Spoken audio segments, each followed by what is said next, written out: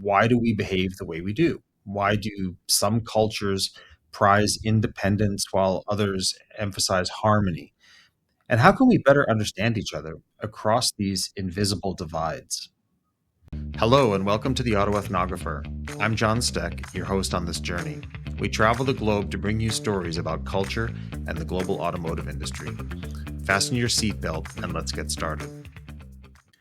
Hello, and welcome to the Autoethnographer. I'm your host, John Steck, and today we're diving into a topic that's shaped my life in ways I didn't truly understand until much later: cultural dimensions. Okay, it might be a bit theoretical today, and it feels perhaps like we're going back to school, but trust me, it adds context and makes what you may experience on a daily basis at home or in your private life or at work become more concrete. As you may recall, I came to the United States from Germany at a young age. And while I quickly picked up the language, the customs, and the humor, I always felt different. Not in a bad way, but just slightly out of sync. My American friends seemed more comfortable with certain freedoms, they were more casual with authority, and more optimistic about the future. I couldn't quite put my finger on it, but I knew something deeper was at play. That early sense of cultural dissonance, of difference, sparked a lifelong fascination with intercultural relationships. Why do we behave the way we do? Why do some cultures prize independence while others emphasize harmony? And how can we better understand each other across these invisible divides? And here is where we get a little bit into the uh, the college lecture. One framework, and here's where we start to get into the theoretical a little bit. It helped me, and it helped millions of others make sense of the differences between people and cultures. Is Geert Hofstede's model of cultural dimensions. When I encountered this model during graduate school at the university, everything everything suddenly made sense. Developed through extensive research at IBM in the 1970s, yeah, this stuff goes pretty far back, and developed over decades. Hofstede, he identified 6 different dimensions that shape how societies function. Today, I'll walk you through each one of the 6 cultural dimensions with some personal examples of mine that bring them to life. Maybe this will spark some realizations with you in things that are happening at the office or in your personal life. In any case, I'll put some links at the bottom of the podcast notes that can direct you to some more resources. The first dimension is individualism versus collectivism. This dimension explores whether people see themselves primarily as individuals, being very individualistic, or as part of a group, more collectivistic. Germany scores pretty high on individualism, but the United States scores even higher. Americans often emphasize personal freedom, self expression, and the idea of being your own person. While Germans can be individualistic, they tend to have more focus on the group than the American counterparts. Think of workplace culture.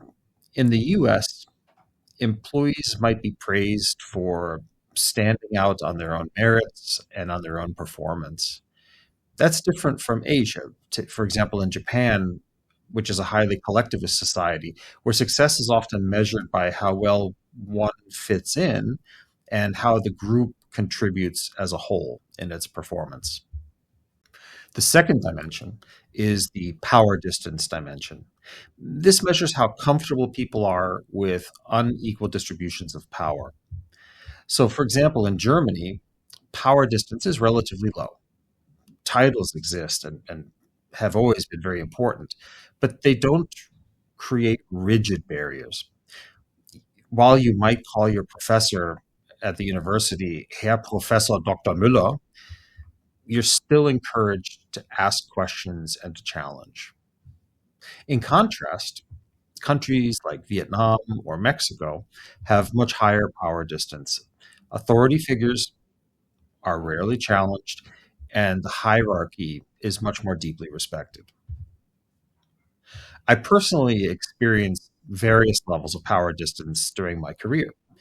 While at Volvo, Mercedes Benz, and even Chrysler, before it became Fiat Chrysler or the current Stellantis, I could argue my point with my superiors. However, my time at VinFast Automotive in Vietnam was dramatically different. Decisions on nearly everything flowed from the very top and were to be implemented without questioning. The third dimension is the uncertainty avoidance dimension. This dimension looks at how cultures deal with ambiguity and risk. Germans are famously high in uncertainty avoidance. They love rules, procedures, and planning. While I was at Mercedes Benz, we had 3-year operating plans and a 10-year strategic plan, updated annually. There's comfort in knowing what to expect. And there's also disappointment when the world actually provides different results than was in the plan. Americans, by contrast, are more tolerant of ambiguity. The entrepreneurial spirit, it thrives on risk and experimentation and a more freestyle way of working. In the third episode of the Autoethnographer, Dr. Helmut Größer alluded to this while he was working at Chrysler in Detroit on loan from Mercedes-Benz. He found that deadlines were left until the very last moment when he started to sweat, but the American colleagues seemed to be just fine. The starkest example of this dimension that I personally experienced was the planning process between Chrysler, when I was there during the Daimler Chrysler years, and Fiat Chrysler under Italian management. While we had, as mentioned, 3 and 10-year plans at Chrysler under Mercedes, and tried to get the world actually to adapt our plan, not the other way around, at Fiat, the plan seemed to change every week as adjustments were made. The ink wouldn't even dry on the one printed copy before we had to recycle the deck and develop a new strategy and a new plan.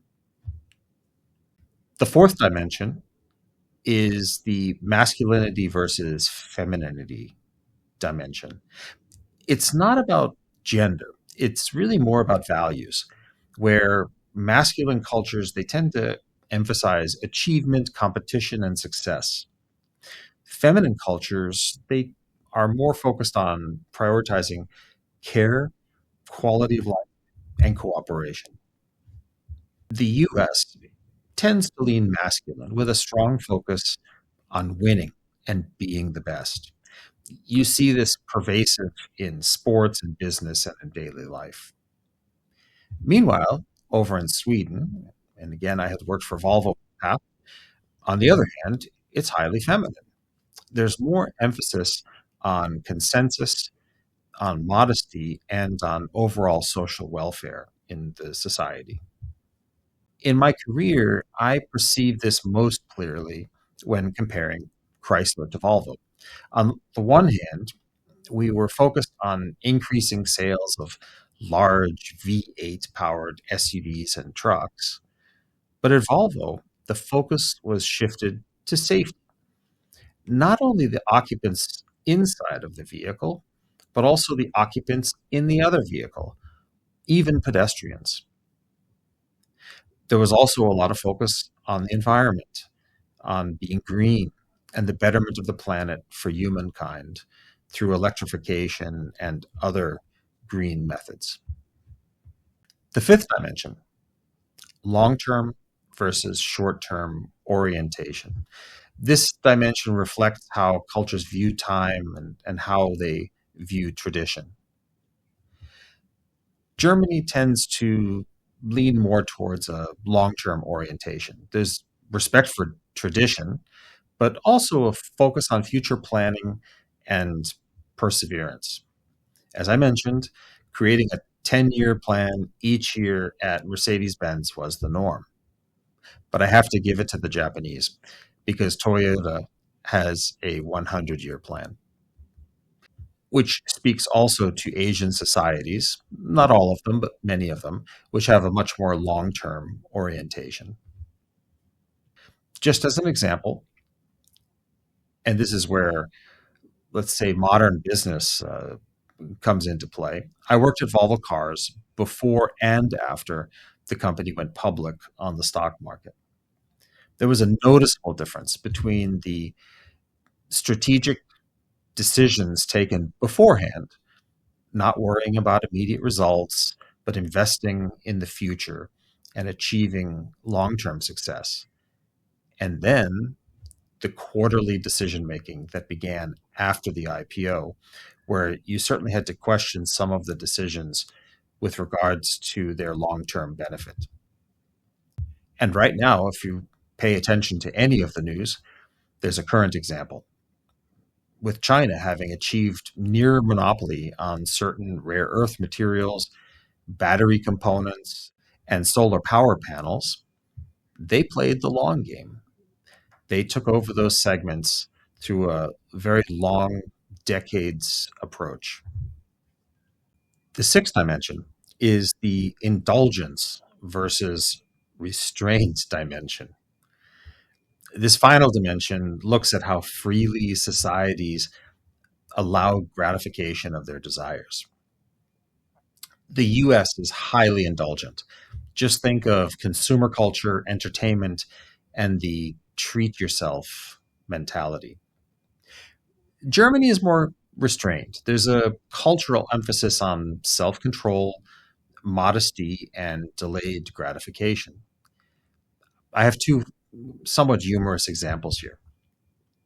One time, it's quite a long time ago, I was on a car dealership lot looking at a new vehicle.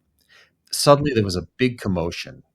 An engine roared, squealing tires, followed by heavy braking.